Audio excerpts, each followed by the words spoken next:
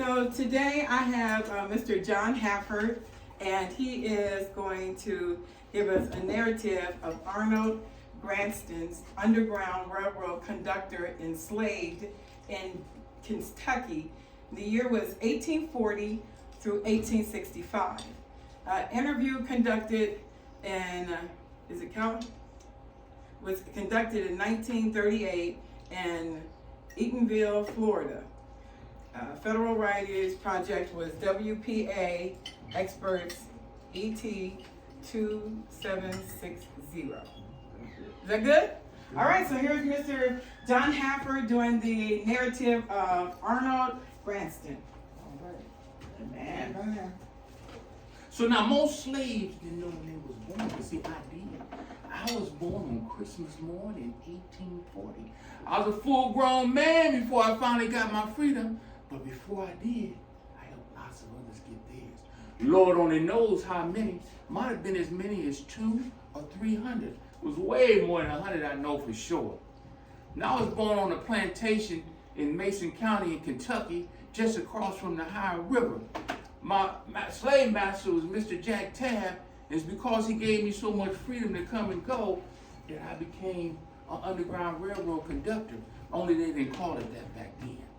But now I didn't have any idea I was going to get mixed up in anything like that until one special night. I went courting at another plantation. I went to this old woman's house, and she said she had this real pretty girl, and would I take her across the river to the free state of Ohio. I got scared. I backed out in a hurry. But then I saw that girl.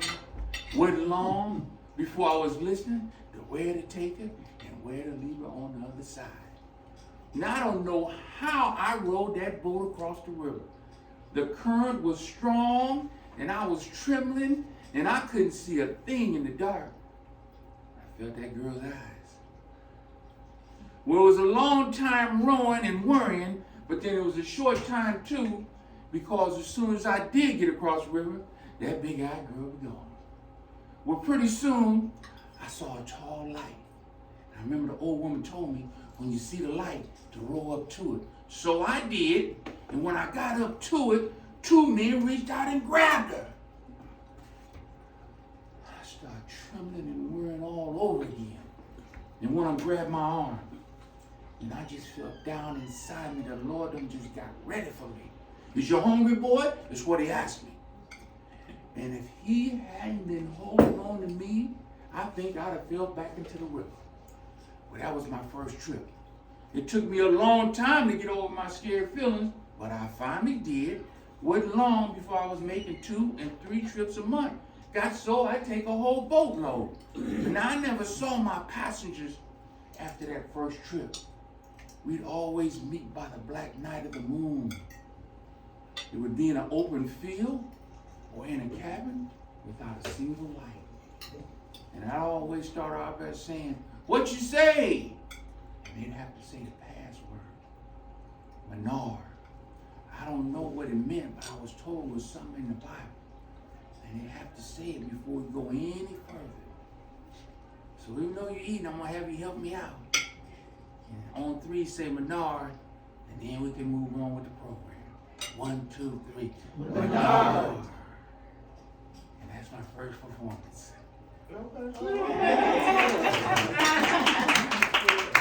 Very good.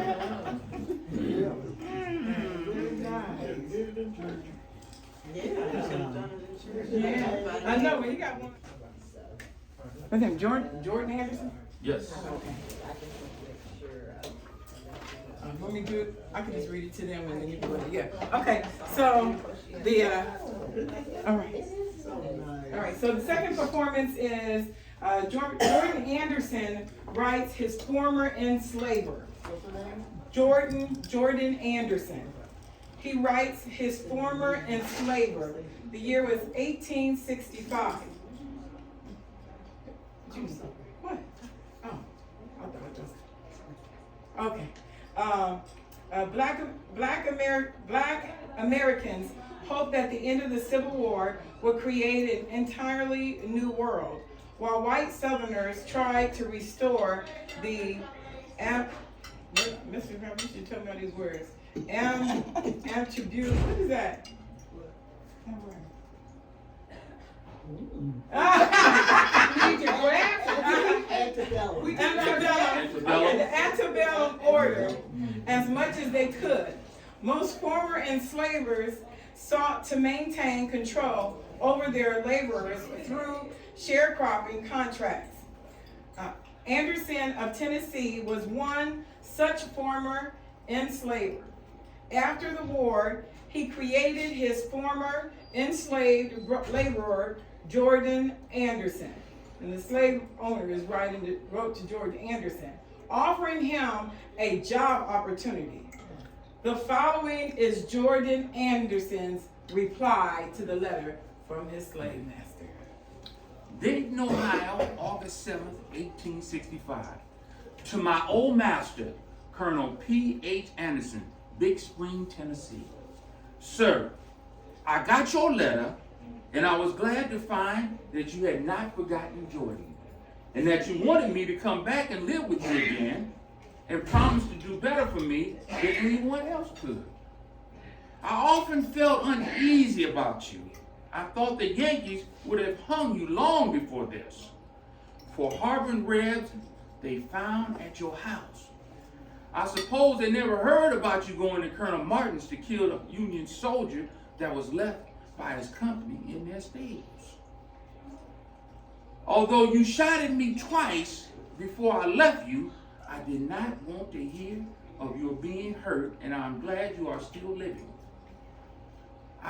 It would do me good to go back to dear old home again and see Miss Mary and Miss Martha and Alan, Esther Green, and Lynn. Give my love to them all and tell them I hope we will meet in a better world, if not in this. I would have gone back to see y'all when I was working in Nashville Hospital, but one of the neighbors told me that Henry intended to shoot me if he ever got a chance. I wanted to know particularly what the good chance is you propose to give me. I'm doing tolerably well here. I get $25 a month with victuals and clothing, have a comfortable home for Mandy, the folks call her Miss Anderson, and the children, Millie, Jane, and Grundy, go to school and are learning well. The teacher says Grundy has head for a preacher. They go to Sunday school, and Mandy and me attend church regularly. We are kindly treated. Sometimes we overhear others saying, them colored peoples were slaves down in Tennessee. The children feel hurt when they hear such remarks, but I tell them it's no disgrace in Tennessee to belong to Colonel Anderson. Many darkies would have been proud, as I used to be, to call you master. Now, if you are right and say what wages you will give me, I will better be able to decide whether it would be to my advantage to move back again. As for my freedom, which you say I can have, there is nothing to be gained on that score. As I got my freedom papers in 1864 from the Provost Marshal General of the Department of Nashville,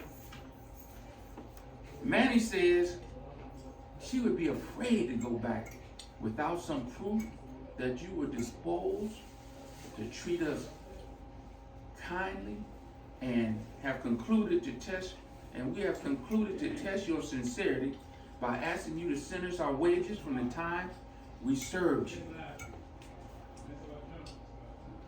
This will make us forget and forgive old scores and rely on your justice and friendship in the future.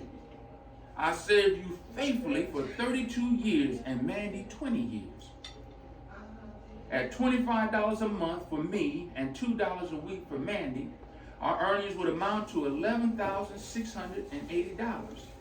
Add this to the interest of the time our wages had been kept back and deduct what you paid for our clothes and doctor's visits, to me and pulling a teeth for Mandy. And the balance will show what we are just entitled. Please send the money by Adams Express in care of V. Winters Esquire, Dayton, Ohio. If you fail to pay us with faithful labor in the past, we have little faith in your promises in the future. We trust the good maker will open your eyes to the wrongs which you and your fathers have done to me and my fathers, and making us toil for you for generations without recompense. Here I draw my wages every Saturday night, but in Tennessee there was never any payday for the Negro, any more than for horses and cows. Surely there will be a day of reckoning for those who defraud the labor of his hire. In answering this letter, please state if there would be safety for Mindy and Jane, who are now grown up and both good-looking girls. You know how it was with poor Matilda and Catherine. I would rather stay here and starve and die if it come to that my girls brought to shame by the violence and wickedness of their young masters.